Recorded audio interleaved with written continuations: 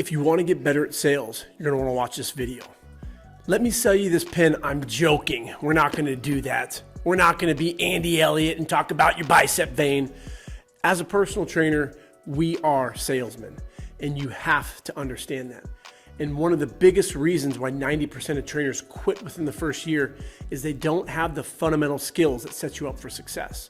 The technical skills, the people skills, and the business skills, of which sales fall under that umbrella. The 4 C's that I'm going to talk about today when it comes to the sales presentation and sales overall. 1 is the competence of our trade, which is understanding movement in the human body. Do we have confidence? Competence, confidence. Are we in control of the sales proposition? And then last but not least, getting the contact. So the 4 C's are really important. I talk about it in my book, How to Become a Successful Personal Trainer. We've helped thousands of trainers turn their passion for fitness into a career, but the biggest problem comes from the sales presentation. I'm not a salesman. I'm not a saleswoman. Yes, we are. You have to believe that we can change people's lives. We help people move better, get out of pain, look better naked, play with their grandchildren, get promotions, have better sex, all things that exercise, movement, wellness, nutrition helps individuals with.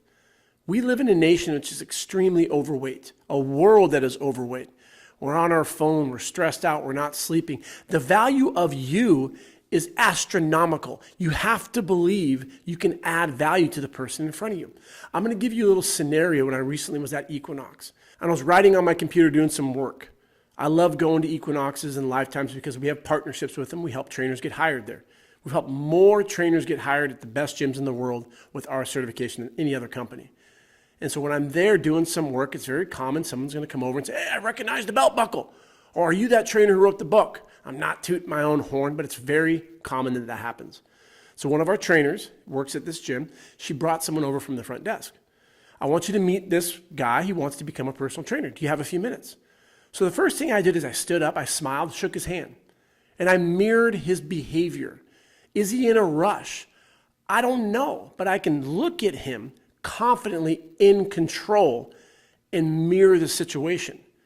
He sat down, so I sat down. And I just asked him a question, and this all runs in juxtaposition of how we present a plan for our clients. It's the same process. It's the same process if you're a waiter or a bartender or in real estate. The process is the same, but you need to be in control. If he was in a rush to get out of there, my sales proposition would change a little bit. So we sat down and I asked him, "Tell me what's going through your mind. How can I help you?" I want him to talk the majority of the time. Tell me a story so I can gather data. I put my computer down and I gave him full attention, great eye contact. I'm not moving all around and tapping and seeming nervous because then it shows him that I'm not in control. So internally he's thinking, I don't like this scenario. So I'm smiling, I'm listening, told me about where he's from, jobs he has currently, what he's heard about the fitness industry, talked about becoming a trainer. He works over here doing this amount of hours, and he wants to transition out of that role into becoming a personal trainer. And I said, "When would you like to get hired by?" And he said, "By the end of the year, that would be great." I said, "Tell me more what the research you've done becoming a personal trainer." I looked into the gold standard. I looked at NASM. I said, "Tell me more about that. What do you know about NASM?" And he told me about, it's the best certification. I said, "Okay, well, let's talk about that." Because I've been a trainer for 20 years. I taught NASM, I've taught ACE, I've taught ISSA. These certifications are big marketing companies. It's very common for someone to read a textbook and they don't know what they're doing. Is your goal to be a personal trainer? Yes, it is. Don't you think you're going to need hands-on learning? We have an internship program to become certified, which the individual who introduced us went through. She's already growing her business significantly faster than everyone else because of what we teach. Programming, which are the technical side and the assessment, the people skills, being able to be confident in the sales proposition. That's exactly what it takes to be able to sell training at this location. Do you want to work at an Equinox? That's my dream. So do you know how much training costs here? I actually have no idea. It ranges between $120 to $175 per session. Do you feel confident right now asking for that money from a client? No, not at all. If we don't have that confidence to be able to ask for money for our services, your confidence is going to be extremely low and you're not going to be able to get that person to work with you. You have to believe you are the best trainer in this gym. So I talked about our certification. So first I had him talk about himself. I listened, and then I gave him my value add. I guarantee you we can get you hired here by the end of August. How does that sound? That's great. That's exactly what I want. So here's what I suggest. Start with our 14-day free trial. Check out the online. I pulled out my phone and I showed him what our app looked like. He could see the classes. We're going over sales, soft tissue manipulations, helping your clients get out of pain. That value add he can now see. And he's thinking, wow, that's exactly what I need. You get to ask questions to people. Do you think you're going to get to ask questions to a textbook? And I say that confidently, not demeaning. You're going to do a textbook certification? Well, you're an idiot. 90% of trainers fail. No, I'm a personality on YouTube for fun. But in real life, I mirror the individual. And the most important thing we can do as trainers is mirror the individual in front of you. If his body language is really poor, he's moving around, he's facing this way like he wants to go, I'm going to respect that. I'm not going to pressure him. I'm going to get his contact information, follow up. A great book that I talk about in my book is Go for No. 95% of sales happen after the 5th contact point. So I know that I'm not going to get him to sign up today. I'm going to get his contact information, follow up. I went to my truck, got my book, brought it in, gave it to him, signed it for him. I gave that professionalism. I personalized it. Those are all really important things. Now, when we compare that to the sales proposition during personal training, you sit your client down. You need to mirror them, but you need to be in control. And I see a lot of trainers lacking control. They finish the workout. They have poor body language. They're right next to one another. Maybe sometime if you want to train, I know it's kind of expensive. It's $100. The vocabulary isn't confident. You just took them through an amazing workout. You need to find the emotion. And for him, it was wanting to become a trainer by the end of the year. But I said we can do it sooner. You're going to gain hands-on learning. You're going to get to work with professionals. The number one trainer at this gym, Equinox in Santa Monica, is our teacher. You get to be taught by someone who did what you want to do.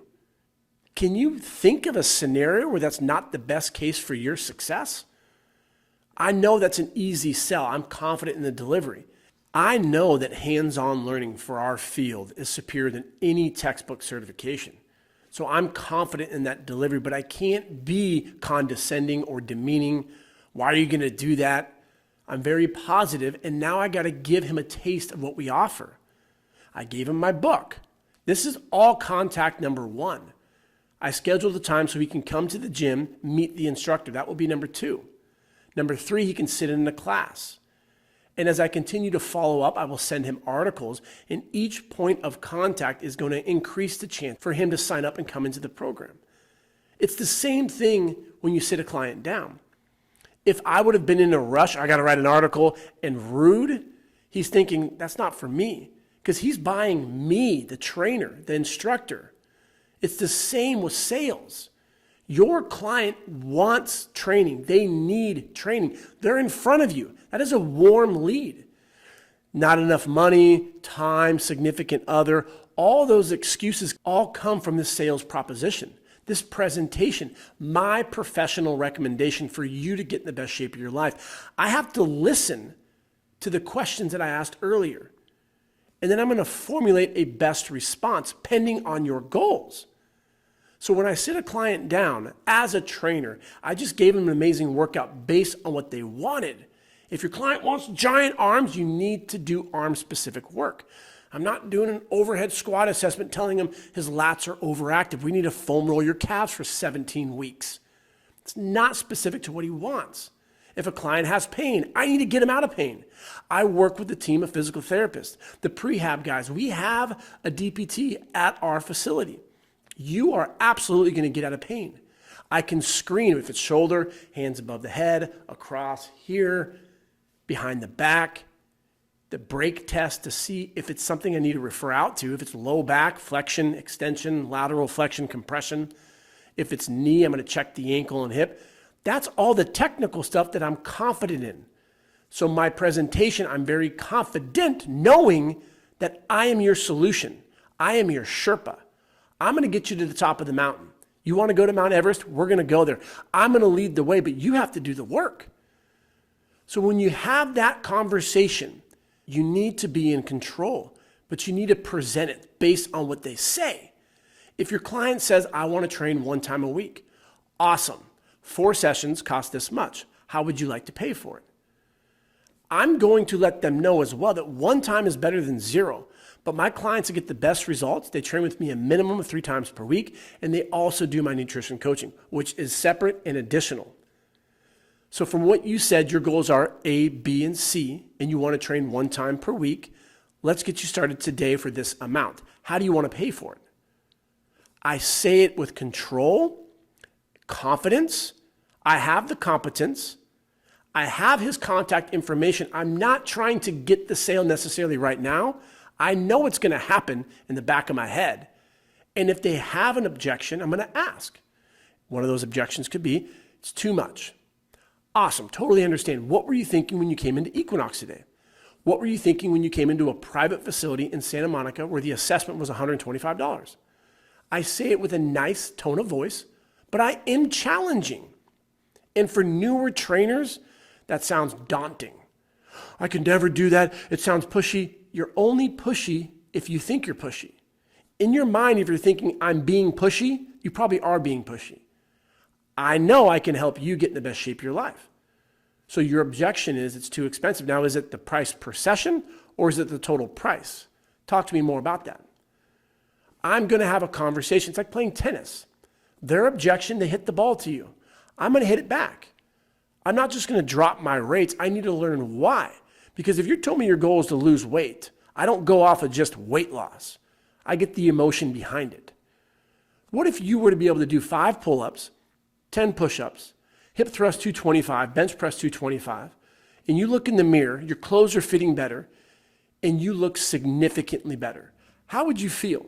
That's exactly what I want.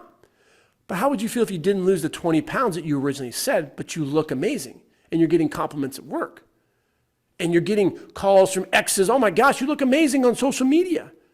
How would that make you feel? That's exactly what I want. So what you're telling me is you want to feel confident in your skin. It's not necessarily about the 20 pounds. Is that correct? So you see, you can do it in a convincing way because they don't, your client, the person in front of you, they don't really know what their goals are. And when we keep them superficial, I want to get stronger. We need to learn why you want to get stronger. Talk to me more about that. Does that mean going from 1 push-up to 2? Or does that mean being able to pick up your grandkid? How are you going to feel as we age if we don't get stronger and you can't pick up your grandkid? Bring out the emotion by asking great, appropriate questions, reading the individual. If they're very shut off, maybe your presentation sucked and you weren't confident because you don't have the competency. You don't know the muscles around the shoulder. You don't understand pain. Pain is very complex. You're not going to get it reading a simple textbook. You need to work with physical therapists, have them on your team, knowing that worst case scenario, you have numbness in your pinky and it just started happening. That's kind of abnormal. What I want to do is record you if that's okay. And I can just take your face out of the video if that's uncomfortable for you. But I'm going to send it to my physical therapist so I can get a response back. So for our next session, I'm making sure it's appropriate and 100% safe for you. How does that sound? That's the value add. That's the professionalism. When you're transactional, all you care about is signing them up, and they're not going to get results. The first thing that I do during the presentation at the end, after I've gone over everything and I learned from them, is I present a solution. That's the sales presentation. What are your goals? How many times do you want to work with me? But I get them in a yes mindset. If you want bigger arms, it's hard for me to flex my legs in this position. Did I show them an exercise that was different and new and I get them a pump? I know I did. So I talk about that. You said your goals were to get bigger arms. How are we feeling? Oh my gosh, Chris, those 28s that we did were insane. I've never experienced this before. And that's from 1 session. Imagine 6 months from now. And I say it with a smile, knowing that they're now planting a seed 6 months from now thinking, this is exactly what I need. If it's pain, do a soft tissue manipulation. That's within our scope. And now they experience that discomfort going away. Holy crap, I've had knee discomfort for 10 years and you did some voodoo on my adductor magnus, whatever the heck that is, that's what you said, and it's gone. Here's my credit card. That's typically what you're going to experience from the confidence and your competence, which comes from experience. If you go to a business coach and they teach you how to sell, but you don't have the competence, you're essentially a drug dealer. Why would you want to teach a drug dealer to be better at selling? So that's what we're thinking of. We're thinking of Andy Elliott, some dipshit selling cars who's narcissistic, and it's all a ploy, smoke and mirrors. Why did you get into this? Look at yourself in the mirror and ask that question. Why did you become a personal trainer? To help people. You have a person right in front of you who you can help. Help them. Provide a solution. It's too expensive, Chris. $250 per hour is just out of my budget. I totally understand. What were you thinking when you came into the studio today? I was thinking $150. Awesome. If I were to come down and take a haircut for almost 50%, would you train with me 3 times per week? You have that ability as an independent contractor. Now at an Equinox or a Lifetime, you may or may not because the rates are fixed. You have to be able to maneuver based on the individual.